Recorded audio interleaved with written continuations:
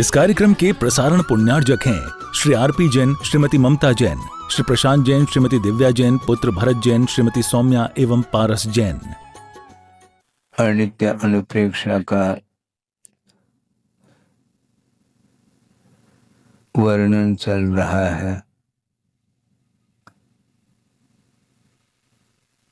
और शब्दों के माध्यम से जो वर्णन होता है कुछ सीमा को लेकर के ही वर्णन किया जा सकता है और आचार्य भिन्न भिन्न प्रसंग बनाते हुए अनित्य के विषय में विस्तार के साथ कथन करते हैं। लगता ऐसा है कि वस्तु नित्य है, कुछ नित्य भी होती हैं, पर्याय हैं, और कुछ अनित्य भी होते हैं। पर्याय हो करके भी महाराज नित्य कैसे? व्यंजन पर्याय के अपेक्षा से नित्यता देखने में आती है। जो अकृत्रिम होते हैं उनमें नित्यता पाई जाती है। जैसे सुमेरु पर्वत है, वो अनादि काल से वह खड़ा है, पर्वत पहाड़, और अनंत काल तक वह वैसा ही खड़ा रहेगा। इस अपेक्षा से उसमें नित्यता देखने को मिल रही है, किंतु एक दृष्टि से उसमें भी अनित्यता देखने को मिलती है, क्योंकि जो भौगोलिक पदार्थ हैं उनका संगठन होना और विघटन होना ये प्राकृतिक परिणाम माना जाता है। उमा स्वामी महाराज ने तत्वसूत्र में स्पष्ट किया है कि स्निग्ध रूक्षत्वाद बंधः, स्निग्धत्व और रूक्षत्व गुण के माध्यम से ही वो सारे परमाणु संगठित हो जाती हैं और उसमें एकत्व बन जाता है। संगठन होना और विघटन को प्राप्त होना, ये दोनों प्रकार की परिणति होती रहती है।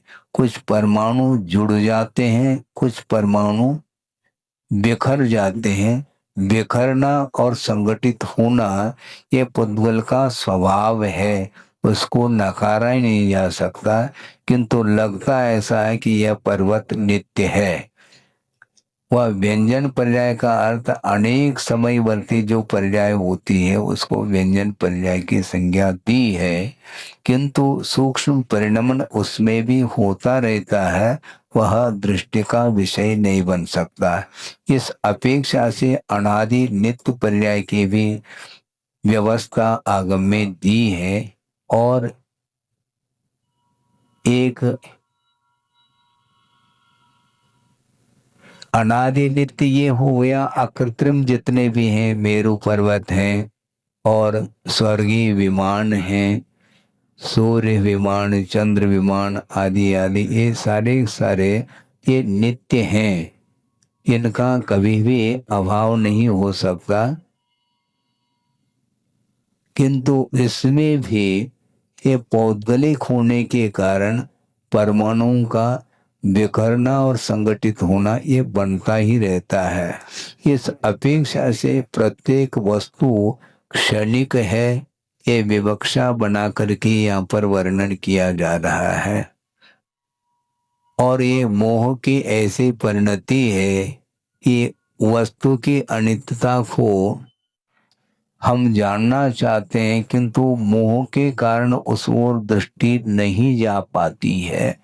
इसलिए वह उसमें नित्यता का बोध होता है, नित्यता का भान उसे होता है कि वस्तुतः वह नित्य नहीं है, ये कहा जा रहा है। इसी प्रकार आगे भी गाथा दे रहे हैं यहाँ पर, ज्यासा सयान लक्ष्य चक्रहरानम विपुण्यवन्तानम सा किं वन्देयरयम् यरजनानम् अपुन्नानम्। जो पुण्यशाली जीव नहीं हैं उनकी हम क्या कथा करेंगे। जो पुण्यशाली चक्रवर्ती आदि होते हैं उनकी भी वह लक्ष्मी, उनकी भी वह संपदा वैभव शाश्वत नहीं है, तो इतर लोगों की हम क्या कथा करें। जो पुण्यशाली नहीं है, थोड़ी वो धन संपदा अधिक है, वो कैसे नित्य हो सकती है। चक्रवर्ती जैसे बड़े बड़े पद को धारण करने वाले जो होते हैं, 63 सला का पुरुष आदि, उनका भी वह पुण्य समाप्त होता है, क्योंकि यह पुण्य कर्म के उदय में वह वैभव प्राप्त होता है। और कर्म, पुण्य कर्म का अभाव हो जाए फिर वह रहेगा कैसा, नहीं रह सकता।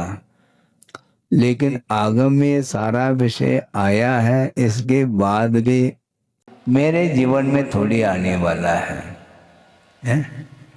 किसी जीवन में मान लो संकट आया है और विपत्ति आई है, और ठीक है, उसका कर्म का उदय है, उसको विपत्ति आई है, हमारे अंदर थोड़ी आने वाली। भैया अभी नहीं आ रही है किंतु कभी भी नहीं आएगी, ऐसा थोड़ी समझ में आएगा।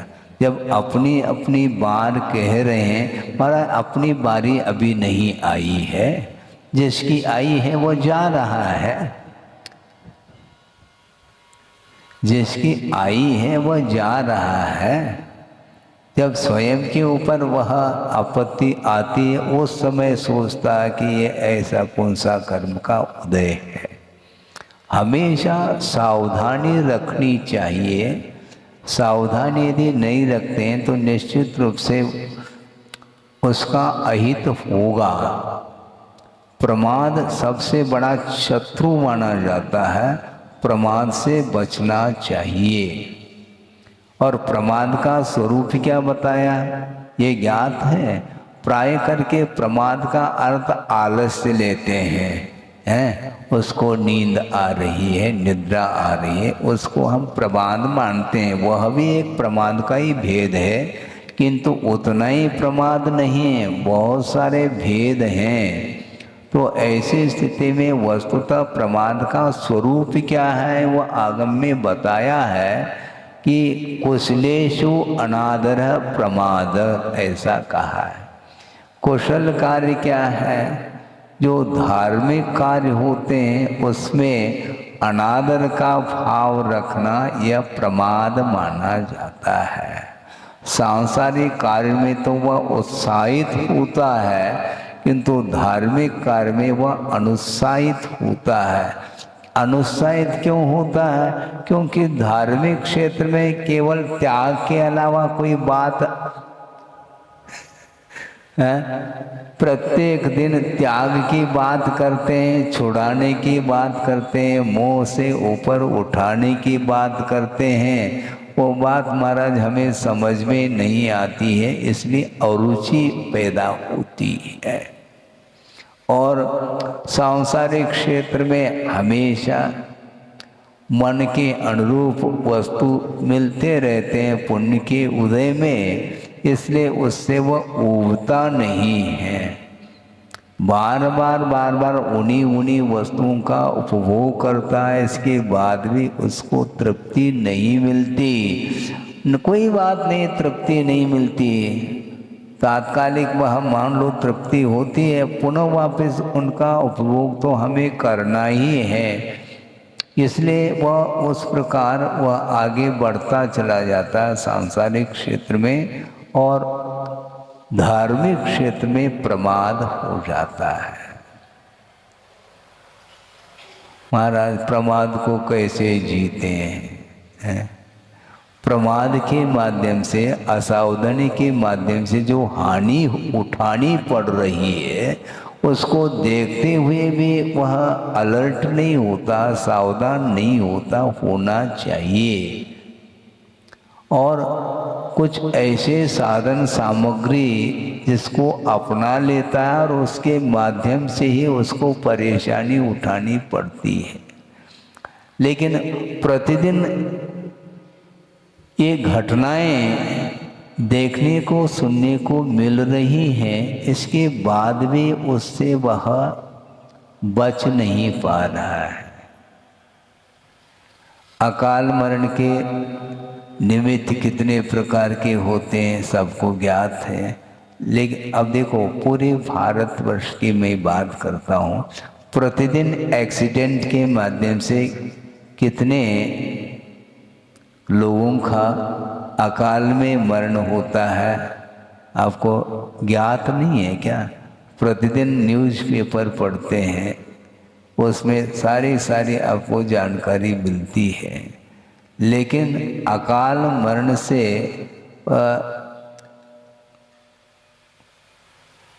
भिन्न भिन्न निमित्तों के माध्यम से अकाल मरण हो भी रहा है, फिर भी उससे वह सतर्क नहीं है, तर्क करता है वो।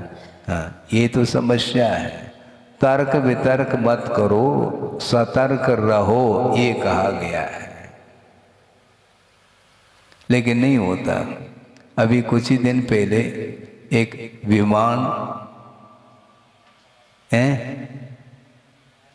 अहमदाबाद में क्रैश हुआ था और कितने लोगों का अवसान हुआ सबको ज्ञात है। ये सब देखते हैं, इसके बाद भी वाहन को खरीदने वालों की संख्या कम नहीं हो रही है। अब उनके लिए हम क्या कहें? ये सामग्री इस प्रकार हम अपना रहे हैं, अभी तक हमें ये बात समझ में नहीं आती कि बैलगाड़ी के द्वारा एक्सीडेंट हो गया हो किसी का, और बैलगाड़ी उसके वो तो उसके मार्ग ही अलग है। पगडंडी से वह बैलगाड़ी में वह किसान बैठ करके जा रहा है खेत के लिए, वहाँ पर कोई भी ट्रैफिक नहीं है जो जाम हो गया हो, जैसे जबलपुर में लाड़गंज में हो रहा है। प्रतिदिन परेशान हो रहे हैं लोग, और वो जा रहा है, खेत जा रहा है 2, 4, 6 किलोमीटर बैलगाड़ी के माध्यम से जाता है, आता है आराम के साथ, कोई भी प्रदूषण नहीं उससे। और बॉम्बे में देखो, दिल्ली देखो, सर्वत्र आप देख रहे हैं कि वातावरण प्रदूषित हो जाता है, शुद्ध हवा तक नहीं मिल पाती। बड़े बड़े जो बिल्डिंग खड़े कर रखे हैं आप लोगों ने, वहाँ पर बैठ रहा है, वहीं पर नाली बह रही, वो हो रहा, उसमें कौन सी शुद्धि क्या?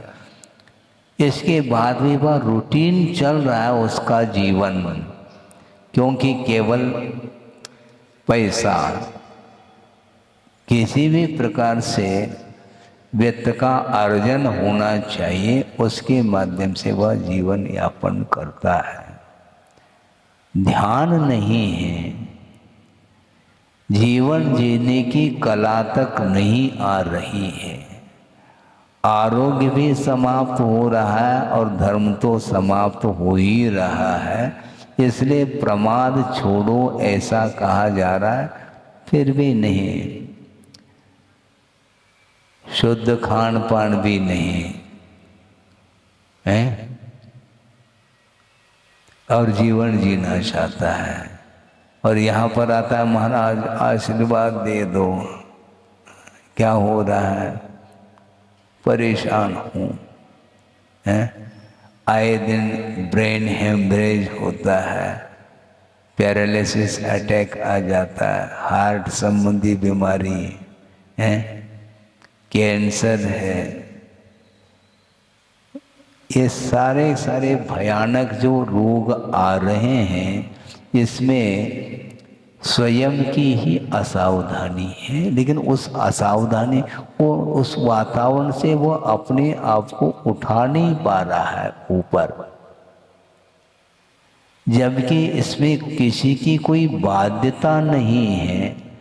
आप चाहो तो बहुत व्यवस्थित ढंग से जीवन जी सकते हैं, लेकिन वह भौतिक युग में उसमें वह मुझे क्या करना चाहिए क्या नहीं करना चाहिए ये ज्ञान उसको नहीं हो पाता, केवल आसक्ति बढ़ती चली जा रही है। आचार्य कहना चाह रहे हैं जो महान पुण्यशाली चक्रवर्ती आदि होते हैं उनकी भी संपदा जब शाश्वत नहीं है तो अपनी कौन सी संपदा शाश्वत है। लेकिन ध्यान जाए तब की बात है, नहीं जाता। ऐसा क्यों होता, क्यों कुछ नहीं, यह मोह का परिणाम है। और मोह को कम करो कह रहे हैं और आप मोह बढ़ाने की बात करते हैं, तो कैसे पटरी बैठेगी। कम करो ये कहा जा रहा है लेकिन किया नहीं जा रहा है। ये मोह की पराकाष्ठा, व्यामोह की पराकाष्ठा, ये भयंकर रूप ले लेता है। एक प्रसंग गुरुदेव ने सुनाया था प्रवचन के दौरान, उसको आपके सामने रख रहा हूँ। रात का समय है और आसमान में घटाएं छाई हैं और बीच बीच में बिजली चमक रही है और आकस्मिक ऐसा वातावरण निर्मित हो जाता है कि वर्षा चालू हो जाती है। और कौन जानता है कि कल क्या घटित होने वाला है, किसी को भी ज्ञात नहीं है भविष्य में क्या होने वाला है। और ऐसे मूसलाधार निरंतर वर्षा होती रही, उसके कारण नदी बाढ़ आ गई उसमें। और बाढ़ आती आती ऐसी स्थिति बन गई कि एक बांध बंधा था वह टूट गया और बांध ध्वस्त होने के कारण अब काबू संभव नहीं। वह जल का स्तर इतना बढ़ा हुआ है और सब चारों ओर से सुरक्षा की वार्ता सूचना दी गई और अपने अपने परिवार के लोग घर छोड़ करके अन्यत्र जा रहे हैं। अलर्ट कर दिया पहले से ही, एक आध घंटे पहले। किंतु अब क्या होता है, सारे लोग जा रहे हैं, किंतु मोह का एक ऐसा प्रभाव कि उस चपेट में एक परिवार आया है। अलर्ट सावधान करने के लिए कहा गया, सूचना भी दी गई और कई लोग खाली करके चले गए, उनका जीवन तो बच गया है, किंतु एक परिवार उस चपेट में आया है और उसमें वह कह रहा है कि हमें भी इस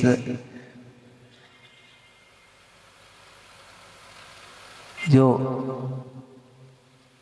पानी चारों ओर बढ़ रहा है तो इसमें से हमें भी पार होना तो है, तो क्यों लगा रहे, तो इसलिए क्योंकि जो कुछ भी अभी तक कमाया है उसको यहीं छोड़ करके हम चले जाएंगे तो हम कैसे जी पाएंगे, एक भाव मन में आ रहा है।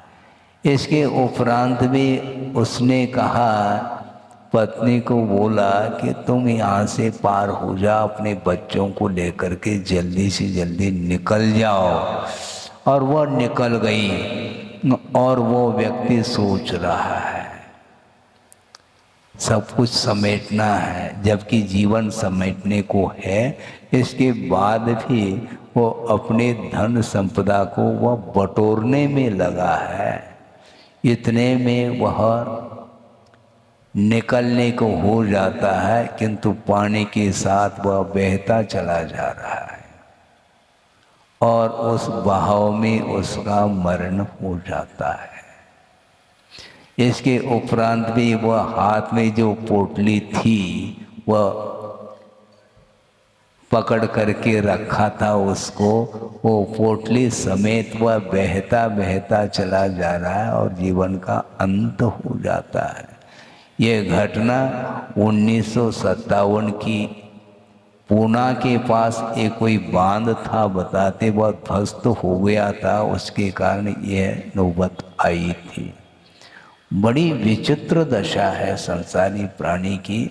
एक श्लोक आपके सामने रख रहा हूँ, याद आ रहा है कि वह पुराण में ही वह विषय आया। एक बार मैं पढ़ रहा था और हमने सोचा कि देखो क्या लिख रहे हैं आचार्य, और जो आगम में जो लिखा जा रहा है ये बाद में लिखा जा रहा है, घटित घटनाओं को ही लिखा जाता है। जो लिखा जा रहा है वह घटने के बाद लिखा जाता है। जो लिखा जा रहा है वह घटित हो रहा है, ऐसा नहीं। जो घटित हो रहा है उसी को आगम में उसको लिख करके आपके सामने सुनाया जा रहा है। जंतुरंतक दंतस्तो हंत जीवित बीहते मोहात तन निर्गमोपायम न चिंतयति धिक्तमः, ऐसा कहा। जंतु अर्थात संसारी प्राणी वह क्या है? अंतक दंतस्तः, अंतक बोलते हैं मृत्यु, और दंतस्तः मृत्यु रूपी दांतों तले वह आया है जीव। इसके उपरांत भी वह बचना चाह रहा है। हंत जीवितम इहति, फिर भी वह जीना चाहता है। मृत्यु रूपी दांतों तले वह आया है, इसके बाद भी वह जीने की इच्छा कर रहा है। ये आश्चर्य है। वहां से निकलने का उपाय नहीं सोच पा रहा है, इसलिए धिक्तमः, मोह रूपी अंधकार के लिए धिक्कार है, ऐसा कह रहे आचार्य। क्या करना चाहता है? वो यही बात हो गई। मरणासन्न हो रहा है, इसके बाद भी वह पर वस्तु के प्रति जो लगाव है वह छूट नहीं पा रहा है। और मृत्यु से बचाओ महाराज, तुम्हें कौन बचा सकता है? बुद्धि काम नहीं कर सकती। इसी को बोलते पराकाष्ठा मोह की, वो छूटता नहीं। कैसे करें महाराज, कैसे छोड़ें? जैसे जोड़ा है वैसे छोड़ना पड़ेगा। हाँ, जुड़ो न जोड़ो, जोड़ा छोड़ो, जोड़ो तो बेजोड़ जोड़ो कह रहे हैं आचार्य महाराज, हाइकू दे रहे हैं। जुड़ो न जोड़, किसी से जुड़ना नहीं, न किसी को जोड़ना है। ये आपके लिए संभव नहीं है। और श्रवण के लिए कहा जा रहा है। श्रवण बनने के बाद भी छोड़ी हुई वस्तु के प्रति पुनः मोह जागृत हो सकता है। इसलिए जुड़ो न जोड़ो, हम किसी को जोड़ना नहीं चाहेंगे, न किसी से जुड़ना चाहेंगे। श्रवण हमेशा निरीह रहता है, किसी के साथ उसका कोई भी संबंध नहीं रहता है। क्योंकि संबंध को करके बाद में तोड़ने की अपेक्षा पहले से संबंध नहीं रखना चाहिए। ये भयानक रूप है। वस्तुतः मोह के कारण ही परतंत्रता का अनुभव होता है। इसलिए आचार्य कहते हैं कि निरंतर मोह से बचते रहो। मोह की सामग्री मिलेगी तुम्हें, क्योंकि यह सिद्धांत है। संयम को अंगीकार जिस समय कर लेता है श्रवण, उसी समय से विशिष्ट पुण्य का अर्जन होना प्रारंभ होता है और उसका उदय होते ही अनेक प्रकार की वह भोग्य सामग्री सामने उसको मिलती है। इसके उपरांत भी दृष्टि नासा पे धरे, हाँ, आशा पे नहीं, क्योंकि जिसको छोड़ दिया है उसको क्यों ग्रहण करना। मित्रता नहीं, काहे की मित्रता, क्योंकि मित्रता की बात आती है तो पुनः शत्रुता की बात भी आएगी।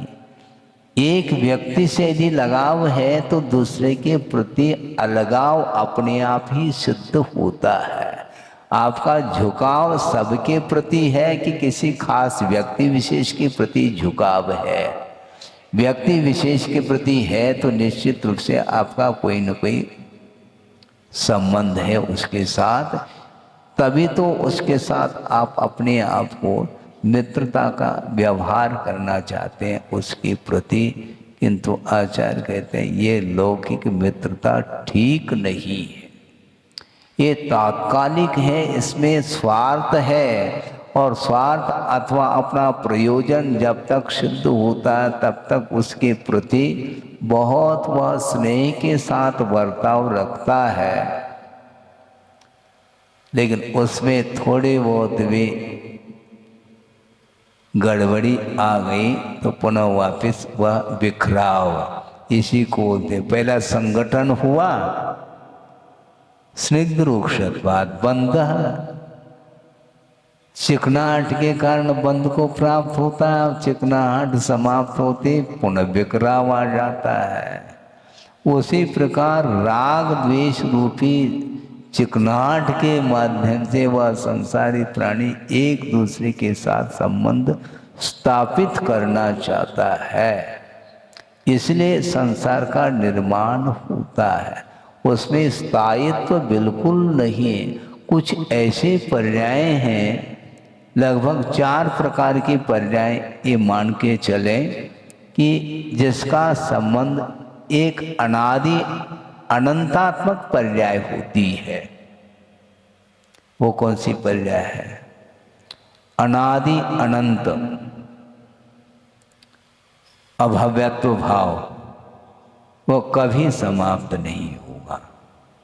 अनादि काल से वह अभव्यत्व रूप पर्याय चली आ रही है और अनंत काल तक वह बनी रहेगी। इसको बोलते हैं अनादि नित्य पर्याय, क्योंकि अभव्यत्व का अभाव संभव नहीं है, क्योंकि यह पारिणामिक भाव है, कर्म सापेक्ष भाव नहीं है। कर्म सापेक्ष भाव नहीं है तो ये अभव्यत्व भाव आया कहाँ से महाराज? आया नहीं है। ऐसे कैसे है? प्रकृति स्वाभाविक याद, ये स्वाभाविक परिणति है। अभव्यत्व भाव, अभव्य किसी को बनाया नहीं गया है, न किसी को भव्य बनाया गया है, न अभव्य भव्य बन सकता, न भव्य अभव्य बन सकता। यह कर्म निरपेक्ष भाव माना जाता है। वह अभव्यत्व भाव अनादि अनंत पर्याय मानी जाती है। ये एक पर्याय हो गई। अब अनादि शांत पर्याय, भव्यत्व भाव का अभाव हो जाएगा मुक्त होने के बाद। वह अनादिकाल से वह भव्यत्व भाव आया है, वह समाप्त होगा। भव्यत्व भाव उसको बोलते हैं जो होने की क्षमता, मुक्त होने की क्षमता जिसके अंदर है, और वह क्षमता उद्घाटित होने की क्षमता जिसके अंदर है, वह भव्य माना जाता है। मोटे रूप से रत्नत्रय को प्राप्त करने की क्षमता, योग्यता जिसके अंदर है और उसको उद्घाटित करने की क्षमता है, वह भव्य माना जाता है। किसी ने बनाया नहीं और उसकी पहचान भी नहीं। समस्या खड़ी हो गई। भव्य और अभव्य कौन है, इसका परिज्ञान छद्मस्त अवस्था में संभव नहीं। अर्थात यह दिव्य ज्ञान का विषय है केवली भगवान ही जान सकते हैं कि कौन भव्य है कौन अभव्य है। तो महाराज हमारे अंदर तो आकुलता बनी रहेगी फिर तो, क्योंकि आप भी नहीं बता पाएंगे कौन भव्य और अभव्य, क्योंकि ये केवली भगवान का विषय है। तो हम तो बड़े विकल्प में आ गए। आकुलता हमें होती है, महाराज आप जल्दी बताओ। तो आचार्य कहते हैं जिसको आकुलता वह भव्य है, क्योंकि अभव्य को आकुलता होती नहीं। उसको मुक्ति से कोई सरोकार नहीं, कोई प्रयोजन नहीं, उसको मोक्ष तत्व के प्रति उसका श्रद्धान होना ही नहीं है, और वह अपने स्वभाव को छोड़ नहीं सकता। न मुयदि पैडिम अभवो, अपने प्रकृति को वो छोड़ नहीं सकता। सुठवी अध्यायदून सत्तानी, अच्छे ढंग से शास्त्र का अध्ययन भी किया है, फिर भी वह अपने प्रकृति को अपने स्वभाव को छोड़ नहीं सकता। गुड़ दुद्धम पिबंता नपन्नया निमिषा होती। पन्नग बोलते हैं सर्प को, और उसको आपने पिलाया दूध मीठा मीठा जिसमें गुड़ मिलाया, मान लो गुड़ दुद्धम पिबंता न पन्नगा निविषा होती। वह सर्प निर्विष नहीं हो सकता। आपने दूध मिलाया पिलाया इसलिए फिर वो दूध उगलेगा क्या? नहीं, वह विष ही उगलता। इसको बोलते प्रकृति स्वभाव, और स्वभाव हाय न भिषक कहते हैं आचार्य। स्वभाव के लिए कोई दवाई नहीं है।